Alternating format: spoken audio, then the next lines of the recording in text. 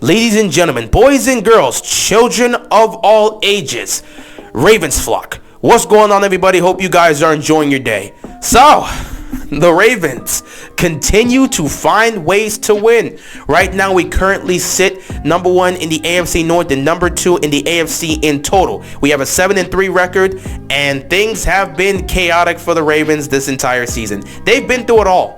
They've gone through every single possible scenario a team can go through this entire season. It's been crazy. I really don't know what to make of this 2021 Ravens team, but if there's one thing you can say about them is that they're resilient. And they have been resilient the entire season. They continue to suffer injuries week in and week out. The entire season has been filled with nothing but injuries. So many starters gone for the season due to injury. So many people that have to go in and out of the lineup because they get injured. They're out for 2 weeks. They come back. Then another person gets injured. They're out for 3 weeks and then they come back. It's been that type of season, man. It's so crazy. The Ravens, despite all of this being thrown at them, they're 7-3 and they find ways to win football games. Games that they shouldn't even win. They're pulling off these comebacks and finding ways to win. Wow, that's just amazing. And that completely showed up last week against the Bears. In a situation where you had 30 players. Yes, you heard that right. We had 30 players that were on the injury list. 30. Of course, we have the 18 that are on IR, and then the other 12 players that are injured but not out for the season, including Lamar Jackson and Marquise Brown. Those ones that sat out and couldn't play in that game, they were on the injury list. So we had 30 players that were on the injury list heading into Chicago to play that game. We were starting our backup quarterback, who is a second-year quarterback still trying to learn and develop, and it was his first ever NFL start. And he had to go out there and find a way to win. Several key players missing on the defensive side, so it was already going to be tough for the defense. And then the offense, you're missing your general and your quarterback and your number 1 receiver. Not to mention several other pieces in the offensive line, but that's something we've been dealing with the entire season. So this man had to go to Chicago and do that. And what makes this even more interesting is that he didn't even know he was going to play. Dude was heading to Chicago thinking Lamar was going to pull it off. He was going to be fine, and then he was going to be the backup. He gets on the bus heading to the stadium, and Lamar texts him saying, "I can't go, man, so go out there and do your thing. I'm going to be watching." Can you imagine that? You're going to get your first ever start. You're a player. You're a backup quarterback heading to the stadium, not even knowing what's going to happen. And all of a sudden, you get a text from your homeboy, who is the starting quarterback, and he says, "I'm not going to play today. I can't make it, so go hold it down. Get your first start. Go out there, have fun, get it done. I'll be watching." That's crazy. So the pressure was already on him. And for Hundley to deliver and this team to deliver, that means something. So yeah, this team has been fighting the odds the entire season. They've been fighting against the injury bug. They've been fighting against all these comebacks they've had to pull off. They've been fighting against everything. Yet they have been able to persevere and survive most of these games and pull off victories. They have been the definition of resiliency this entire season. So credit to them. However, that resiliency will be tested moving forward. It's great that they got this 7-3 record, and of course right now we can sit back and enjoy it. But that 7-3 record isn't going to mean much at the end of the season if we're not able to get the job done. So it's great that we have this record now, but the Ravens are really about to be tested with these final 7 games. These last 7 games will define the season for the 2021 Ravens. They will define the season. So it comes down to what the Ravens can do. Because looking at the schedule, we got Cleveland on Sunday night. Then we head to Pittsburgh to take on the Steelers. Then we head to Cleveland to deal with the Browns again. So the Browns twice in 3 weeks. Then you got to deal with the Packers. Then you got to deal with the Bengals. Then you got to deal with the Rams. And then you got to deal with Pittsburgh to finish off the season. Wow. 5 division games in your final 7 games of the season. This is for all the marbles, man. This is for the division. 5 of your final 7 games are against divisional rivals. We're 0-1 in the division right now because we lost to Cincinnati. But it comes down to this, man. That could completely change. The Ravens truly control their destiny. And these last 7 games are not going to be easy. Especially when it comes to the first 3 game stretch. 3 straight divisional games? Are you kidding me? What makes it worse is you face off against Cleveland twice in 3 weeks. And Cleveland has a bye week. So Cleveland's coming down to Baltimore this week to take us on Sunday Night Football. Then they get to go back to Cleveland, rest for that bye week, and then they get to host us the following week. So while they're on their bye week, we're going to be fighting for our lives in Heinz Fields trying to take on that Steelers team, who is also going through injuries, and with their luck, they may get some of those players back by the time they do face off against Baltimore. So we might just see a TJ Watt. You might just see several players coming back in that defense, and that will definitely be tough, man. When they get back, TJ Watt and Fitzpatrick, and oh my God, it's... But yeah, you see the difficulty the Ravens are going to have to face. These trials are going to be tough. These next 3 games really could be a situation where it honestly determines the season. Yeah, you'll still have 2 other divisional games to play after that, but if you lose these 3, it's over. Because you're 0-1 in the division right now. You lose these 3 divisional games somehow, all of a sudden you're 0-4 in the division. At that point, you really don't have much of a chance to win that division unless you just end with a better record than these guys. But chances are, with the way this division's been close, chances are that won't happen. We're 7-3, Cincinnati 6-4, Pittsburgh's 5, they're 5-4-1, and then Cleveland 6-5. So yeah. This division is very close. It's very close. And these next 3 games will matter.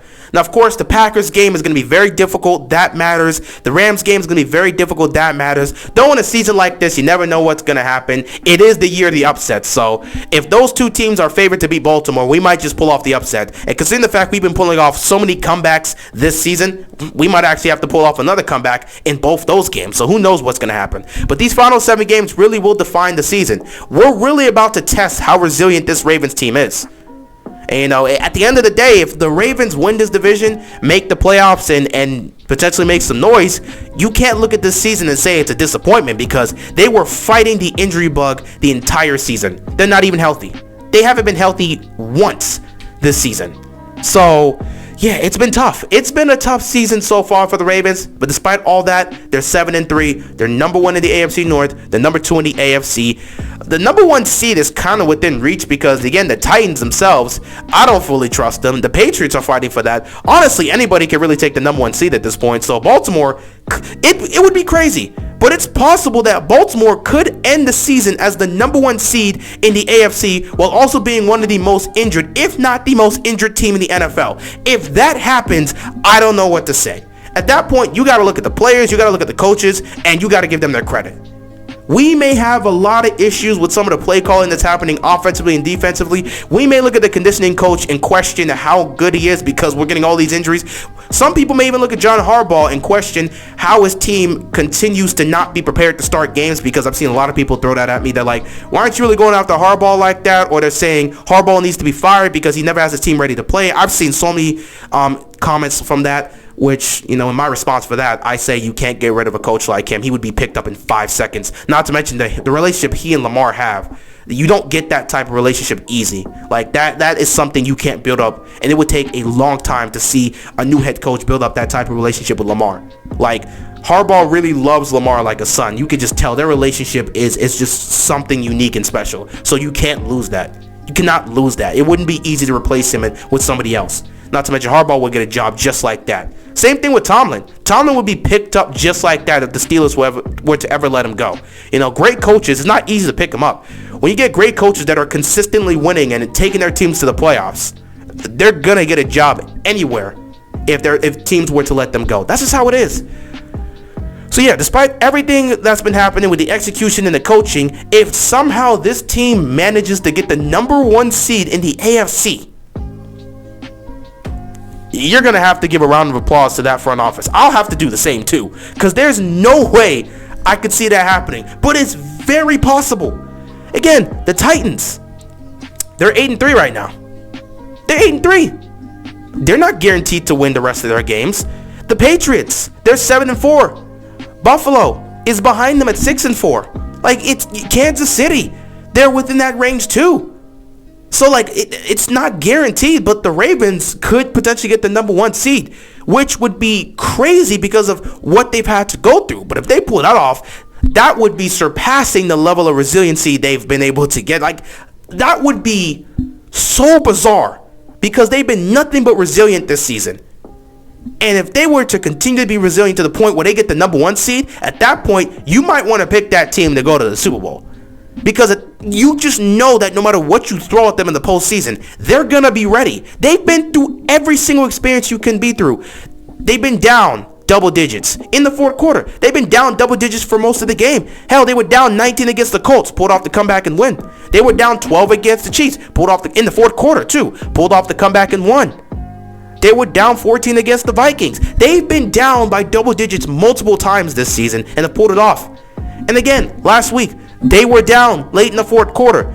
You have a young quarterback who's your backup, first ever career start. He had to march 72 yards on the road to get us a touchdown because a field goal wouldn't win it. And he did it. The team as a whole did it together. That's resiliency. That's what the Ravens are.